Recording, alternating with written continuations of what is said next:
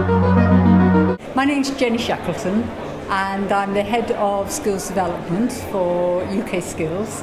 And what that role covers is the overall management of the training and preparation and delivery of the United Kingdom's teams for international competitions.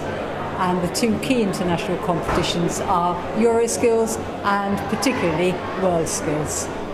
Okay, so we're at City Hall. What's happening today? Today is a terrific celebration to record the fact that 26 young people went out to Calgary in August, and from the 1st to the 6th of September they competed against well over 800 of their peers from 46 countries across the world, and they did magnificently. We came 7th in the world on average score, and the average score is something that every team member contributed to. We also came 6th in the world on the collection of medals. We got 9 medals in all, and that was 6 bronze and 3 gold. Also, we collected 14 medallions for excellence.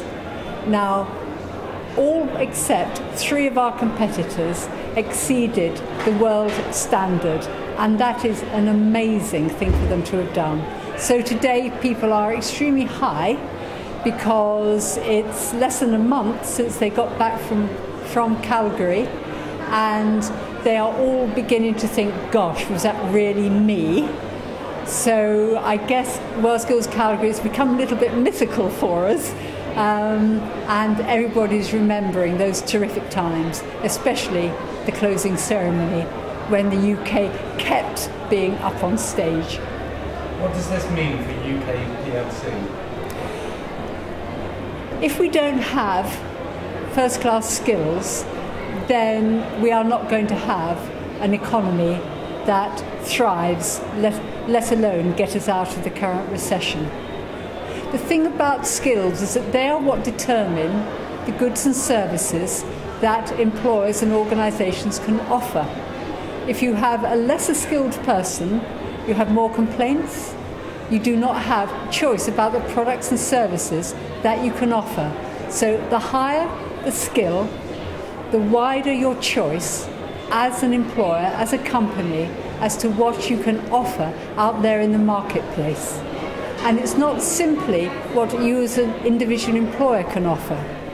If a country is not known for having first-class skills, then why should other countries invest in it? You know, we do not live now in some sort of fortress economy. We live in a global economy, and it's no good as competing simply on cheapness, on low wages. The British public won't cope with that. None of us would want to be at that starvation level. The only way for us is up, and that means high skills. And what we have been doing through Calgary and through other measures is showing how you can take the talent that's there, and has always been there and will always be there, and make more of it. What's next? What's next is beating the current performance in order to get to World Skills London 2011 with not simply 7th in the world as our label, but this time top 5.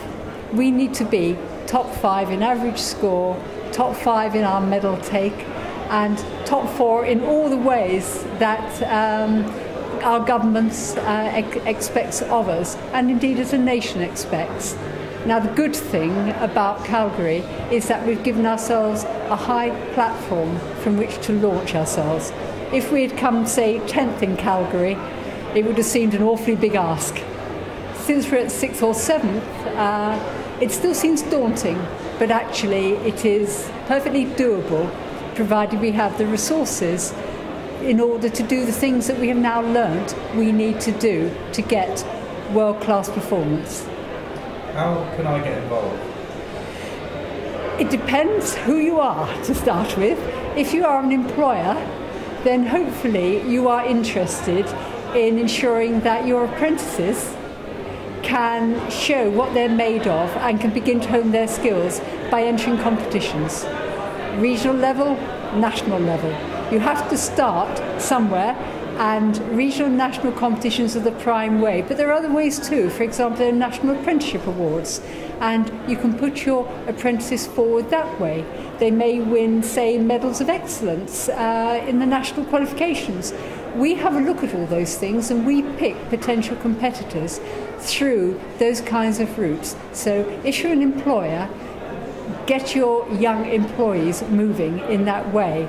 But of course, remember that they'll only be any good if you are, as an employer, any good. If you do not have the right work conditions, they cannot be as good as they can be. So that's the employer. If you're a college or a training organisation, then please remember that what actually gets a talented young person going is the encouragement of their tutors and their colleges, their training environments, the school teacher that believes in you, the careers advisor that takes time with you. Encouragement is what's needed. You can't be highly skilled without challenging yourself, and that's the kind of encouragement that's needed. If you're a parent, don't accept what people tell you about the talent of your child. Make sure that you push them ever further, because we know that actually our most talented competitors are the ones who have supported families behind them. Even if things go wrong for them, those families are there, believing in them, knowing that they can do it, and sometimes putting quite a lot of tough love in there. So it depends who you are. And of course, if you are a young person, then go and badger people. Find every opportunity to compete, find every opportunity to be challenged. And that way, you just may find yourself becoming distinguishable from the crowd.